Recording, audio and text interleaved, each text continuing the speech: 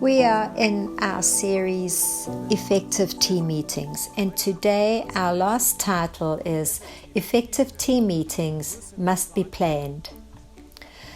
Of course, there are spontaneous team meetings where no one expects something to have been prepared or planned, but there are other meetings that are in our diaries and have been there for a long time, and for every team member they know this needs to be planned and prepared well. And I know that when we plan and prepare a good meeting and we know what we want, through that we will have better meetings, and that's what this is about in this last unit. Important for me firstly is, do we have a good rhythm with our meetings? And that means, how often should we meet? What makes sense? What is effective? Do we meet often enough or too seldom? It's an important question for every team. A team meeting isn't just there to make decisions, but also to influence a culture. There's a heart and a warmth between us, that there's unity, that we can sense that we are encouraged. And this rhythm is so important so that we can also establish what do we need for our team to remain healthy. And this needs to be planned beforehand. Sometimes we found that right from the beginning of the year, the best thing is when we know where the important meetings will be, that we have this good rhythm, we've set the agenda and we know when the meetings will be. And that's where the leader has that opportunity to share his ideas, and that's how the team grows, the unity, the way we deal with our vision and values.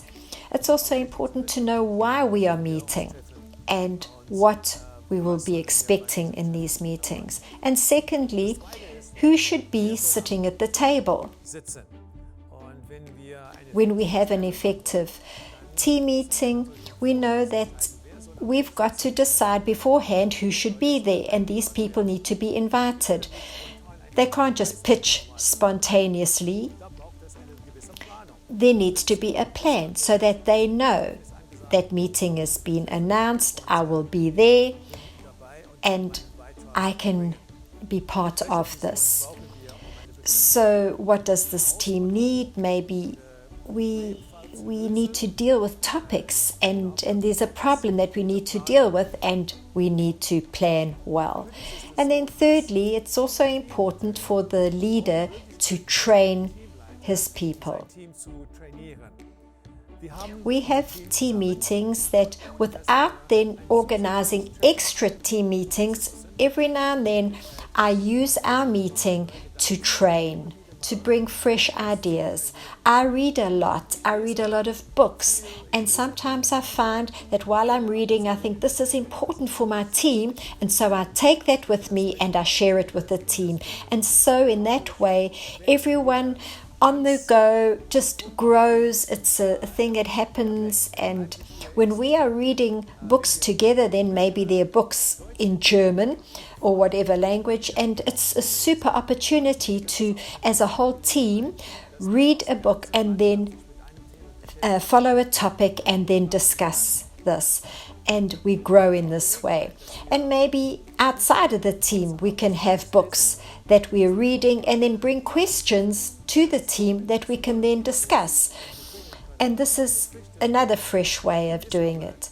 So this you can't just do spontaneously. This has to have a plan to this, and this is how we can then integrate it into our meetings.